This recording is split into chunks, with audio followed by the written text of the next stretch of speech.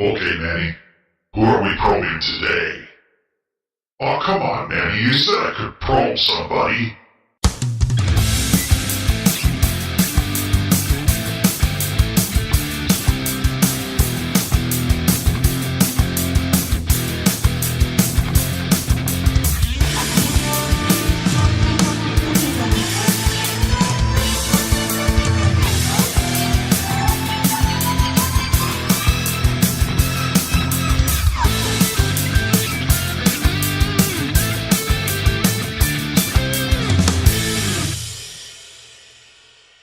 Hey, this is UFO Buster Radio, and I am your host, Manny Moonraker. I am not Mr. Rourke, and I don't have a sidekick named Tattoo. I do have one called Big O, but he's not here today either. So we're a day late. You know, the holidays is a busy time, and for some reason, Wednesday seems to be the day where this gets published, and not Tuesday. So for this week, the next episode will be Friday, just in case you didn't figure that out already from the last couple weeks. However, there is nothing more dominating when it comes to UFO news than the Pentagon. I mean, it's like no one wants to talk about anything else whatsoever. It is all about the Pentagon. The news, magazines, social media, it's just not stopping. And they continue to slowly, with little breadcrumbs, say a little more every time. The problem is that what does this all mean? Where are we going? Some people are thinking that this is going to be disclosure, like we've got it, this is it. They're going to disclose something. Maybe, maybe not. We'll get back to that in a second, but let's talk about right now the one article that we came across because it kind of sums up everything. It sums up everything that happened from the beginning to present day, and it gives you a bit of opinion. You can take it or leave it because, as they say, opinions are like assholes. Everybody's got one unless you had a real severe accident and you lost your asshole somewhere. But this is where we're at right now, so let's jump into it. So this lovely article is brought to you by the folks at New York Magazine. So everybody in New York is getting into this because, of course, of the New York Times article that broke last week regarding the Pentagon, what they were doing, and, you know, basically the whole hoopla that here we are at 2017, we find out there's still research going on that's coming through the government, but that they still don't know what the hell is going on. And I had a thought of this before we get into the magazine article.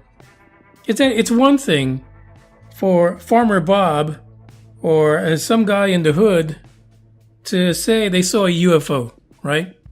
Happens all the time. Apparently several thousand times a year, growing at an alarming rate. However, it's something completely different when you put together a study of sightings that are reported by the personnel that is part of your military, that is also riding on billions of dollars worth of equipment, and they say they don't know what the hell they're looking at. So when you look at someone and you say, is this a credible person? For damn sure, that guy sitting in that F-18, he's a credible witness. But not only is he a credible witness, he's got a shitload of technology that he's sitting his ass on that can't even tell him what the hell he's looking at. So this goes beyond just being a quirky, crazy UFO story by a bunch of nutty people who have nothing better to do, who are going through full psychosis. This is billions of dollars worth of technology not being able to tell you what the hell is flying over your damn country. It took $22 million to figure that out. And now what? The rumor is that this program didn't really end. It just got moved somewhere else. Has another name. It's probably called Project Rubber Dick. Sitting somewhere in Bigelow's data safe. And that's what we should call it from now on. The mysterious Project Rubber Dick is gathering information right now as we speak. But they'll never tell us. because many people still think that this is a false flag operation, and the end game is that you're going to see a big ramp up in trying to save us from something that they really haven't even identified yet. Well, let's get into that magazine story, because I have a fascinating tweet by someone that we know that deals with UFOs, and they had a bit of an opinion on that. It kind of sounds like they were kidding, but I don't know. It sounds pretty fascinating.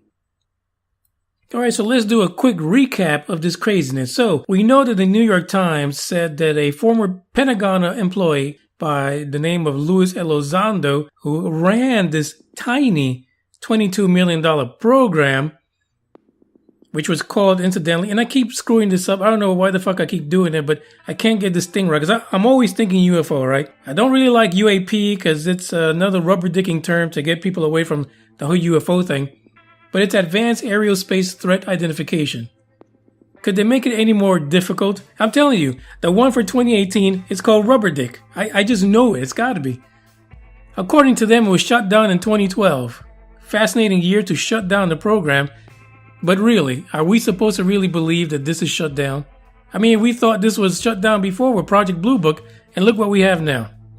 But the persons behind this is what really makes this all fascinating to me. So, of course, Elizondo, he's out there, he's talking, he's blabbing away, he's talking shit. He's trying to say that he's seen stuff that make the hair on your ass curl up and tie itself into a bow. But, and of course he said that definitely there's a bunch of aerial threat out there that we don't know what the hell it is. So, pucker up, people, because somebody's getting probed. What was fascinating to me is the person that actually got the funding, according to this article, and I've heard it in a couple other places, for this project was former Senate Majority Leader Harry Reid. The plot thickens, right? So you actually had someone in the government go in and petition for more money because apparently Harry Reid has some kind of an interest in UFOs. Maybe he was probed when he was younger. I mean, he's got that face like something went wrong. Maybe that's what it is. Or maybe he just has a thing for the unknown. So he got the money. What really gets me was the person that apparently was managing the program. And this is the first time I see this, so I'm pretty sure it's everywhere. It's this psychotic moneybags. The guy that had the scariest fucking laugh ever when asked if he thought UFOs were real. It is Mr. Moneybags Bigelow. And we've done stories on Robert Bigelow because we know that he's created this crazy data warehouse that not even his employees could get into, but he's taking UFO sightings and he's compiling them and he's just getting all this data because I tell you right now, if there's anyone that's putting the money behind the shit that he believes, it's that idiot. I mean, it's that guy. Robert Bigelow is putting his money where his mouth is. He's investigating all kind of shit, but he's keeping it away from everyone else. He's hogging up the information for some reason. I don't know. Maybe him and King Plachacha have some kind of Compound 49 deal, and he's up there, smoking Compound 49 with King Plachacha and trying to take over the universe. I don't know what it is.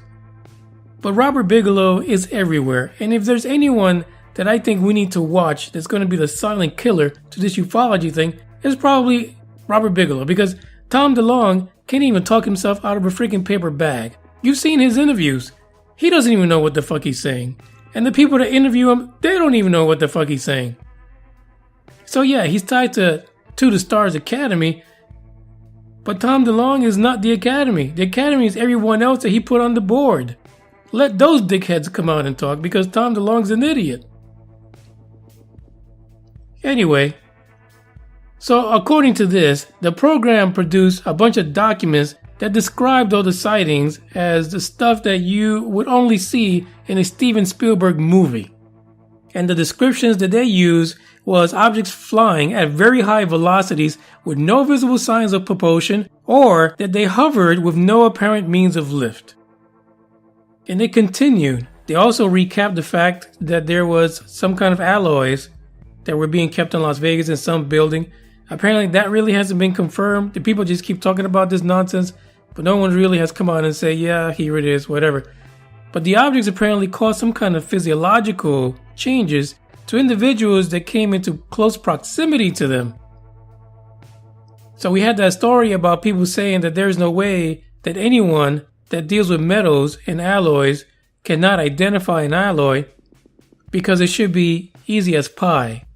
Well, how many alloys that you come across make you sick to the stomach and do all kind of shit to you? This is where we're at.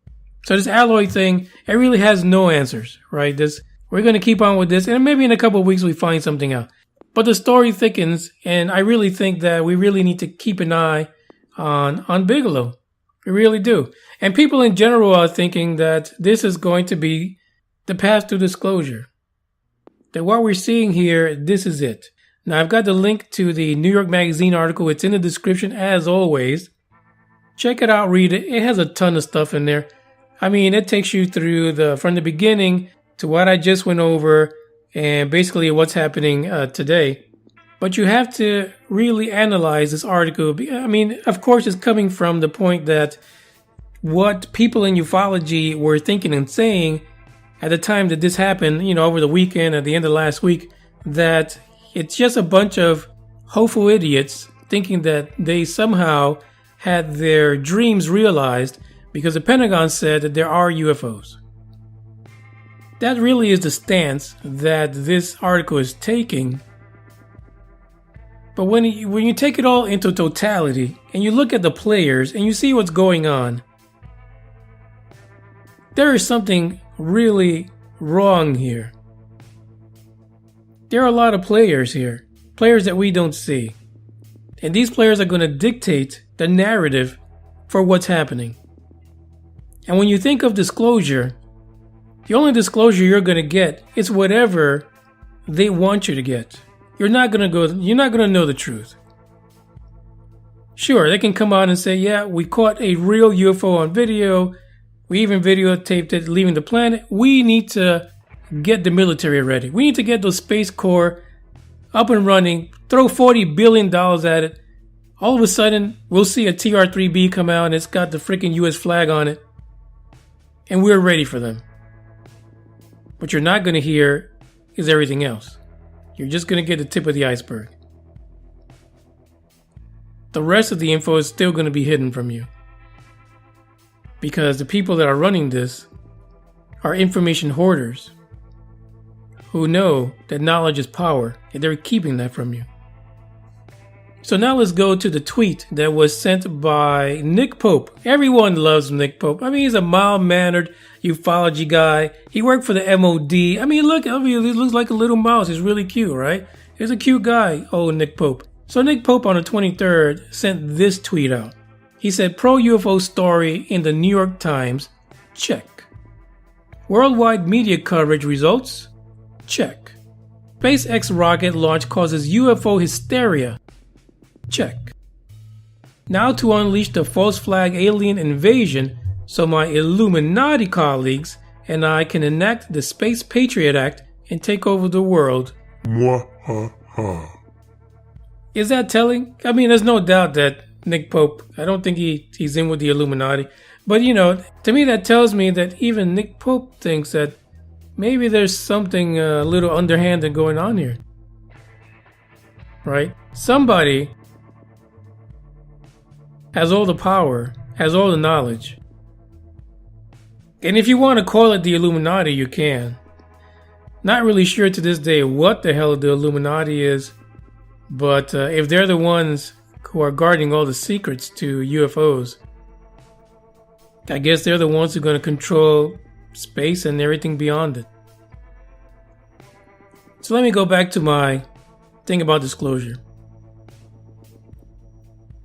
And it's kind of similar to the rant I just went on, and that is that there's a lot of people saying that this is going to give into disclosure by 2018. Disclosure really is a catchphrase. I mean, why do you need disclosure anyway? Because the fact is that you have decades of evidence, a lot of which really isn't explained or is just thrown under the rug, swept under the rug, if you will. And now we've got Like I said, people riding on billions of dollars of technology who can't identify what they're looking at, but yet it seems that's the end of the story. Because that's what they want you to believe.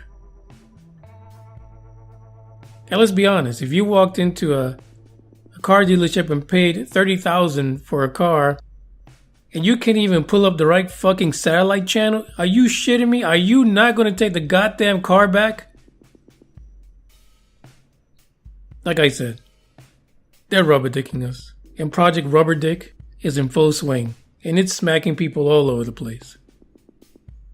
But we'll keep watching this because this is UFO Buster Radio. I'm Manny Moonraker. And I know you like listening to me because I'm a little wacky sometimes. But now let me plug the social media. Don't forget to follow me on Facebook. On the Facebook page, Manny Moonraker. Facebook page, UFO Buster Radio. On Instagram, at Manny Moonraker. And Twitter, UFO Buster Radio. Those are the handles that you want to follow. Because I post crazy shit on there too. Believe it or not. Sometimes I just do it just for fuck's sakes. So that's it. That's this episode. Hashtag no fucks given. We'll catch you on Friday. Peace out, people.